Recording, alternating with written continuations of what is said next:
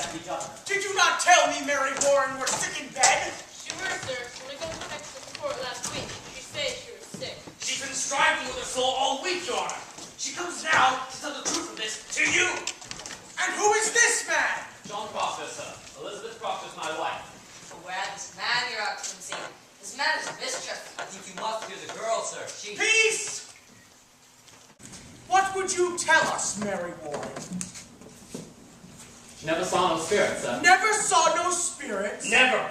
She assigned a deposition, No, sir. no, I accept no depositions. Tell me, Mr. Proctor, have you given out this story in the village? We have not.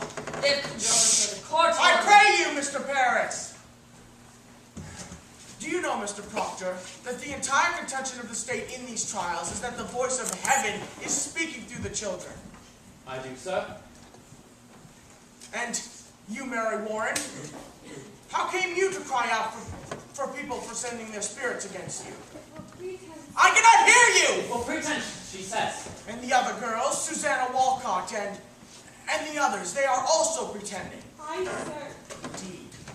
Your Excellency surely cannot think to let so vile a lie be spread in the open court. Indeed not. But it struck hard upon me she will dare come here with such a tale. Now, Mr. Proctor, before I decide whether I shall hear you or not, it is my duty to tell you this. We burn a hot fire here and melts down all concealment. I know that, sir. Let me continue. I understand well that a husband's tenderness may drive him to extravagance in defense of a wife. Are you certain in your conscience, mister, that your evidence is the truth? I am, and you will surely know it. And you thought to declare this revelation in the open court before the public? I thought I would, aye. With your permission. Now, sir, what is your purpose in so doing? Why, I would free my life. There lurks nowhere in your heart, nor hidden in your spirit, any desire to undermine this court. No, sir.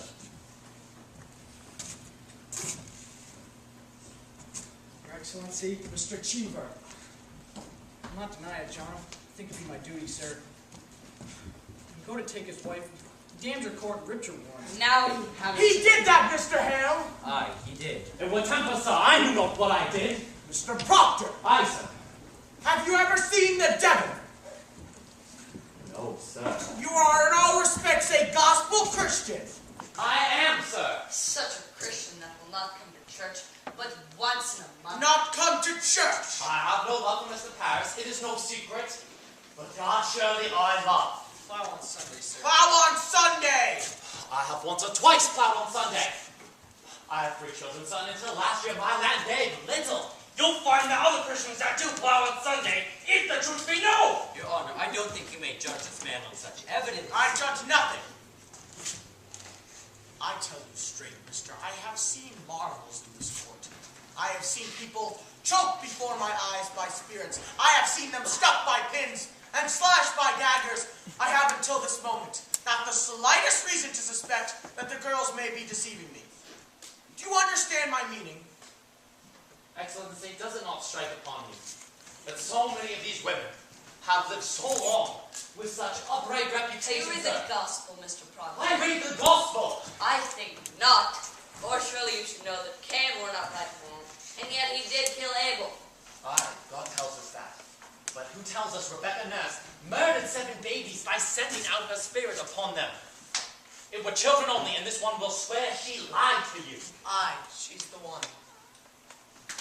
Mr. Proctor, this morning your wife sent me a claim in which she states that she is pregnant now. My wife There pregnant. be no sign of it. We have examined her body. But if she says she is pregnant, then she must be. That woman will never lie, Mr. She Danforth. will not. Never, sir, never. We thought it too convenient to be credited. However, if I should tell you that I shall let her be kept another month, and if she begin to show her natural signs, you shall have her living yet another year until she is delivered. What say you? Come now, you say your only purpose is to save your wife. Good then, she is saved at least this year, and a year is long. What say you, sir? It is done now. Will you drop this charge? I think I cannot. Then your purpose is somewhat larger. These are Come my... over to the court, Your Honor. These are my friends. Their wives are also accused. I judge you not, sir. I am ready to hear your evidence. I come not to hurt the court, sir. I only... Marshal, go into the court and bid Judge Stoughton and Judge Sebald declare recess for 1 hour, and let them go to the tavern if they will. All witnesses and prisoners are to be kept in the building. Aye, sir. And if I may say, sir, I have known this man all my life. He's a good man, sir. I am sure of it, Marshal. Now, Mr. Proctor, what deposition do you have for us? And I beg you be clear, open as the sky, and honest. Will you read this first, sir? It is a sort of testament. The The people signed it to declare their good opinion of my wife, Rebecca Nurse, and Martha Corey. Their good opinion. These are land-holding farmers, members of the church. If you'll notice, sir, they've known these women many years and never saw they had no sign of dealings with the devil.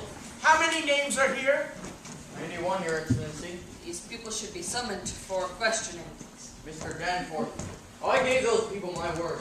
No harm would come to them for signing this. This is a clear attack upon the court. It's every defense an attack upon the court. Can no All one... good and innocent Christian people are happy for the courts in Salem.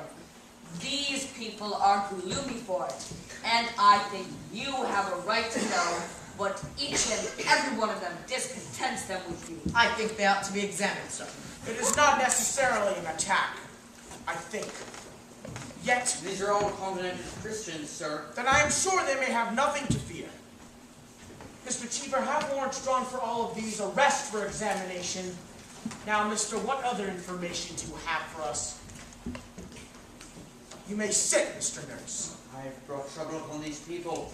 I have... No, old man, you have not hurt these people if they are of good conscience. But you must understand, sir, that a person is either with this court or he must be counted against that there be no road in between. We live no longer in the dusky afternoon, when evil mixed itself with good and befuddled this world. And by God's grace, the shining sun is up, and them that fear not light will surely praise it. I hope you will be one of those. She's not hardy, I see. No, sir, she's not. Mary, remember, do which is good and no harm shall come to thee. Come, man, we wait you. John, my deposition. Give him mine. Aye. This is Mr. Corey's deposition. Oh? What lawyer drew this? You know I never hired a lawyer in my life, Hawthorne. It is very well phrased. My compliments. Mr. Parris, if Mr. Putnam is in the court, will you bring him in? Mr. Putnam, sorry, shall I fetch Goody Putnam for you? Yes, that's fine. You have no legal training, Mr. Corey? I have the best, sir. I 33 times in court in my life, and always plaintiff, too. Then you're much put upon. I never put upon. I know my rights, sir, and I will have them. You know, your father tried a case of mine. Might have been 35 years ago, I think. Indeed. He never spoke to you of it. No, I cannot recall it. That's strange. He paid me £9 damages. You were a fair judge, your father. I had a white mare that time, and this fellow come to borrow the mare, and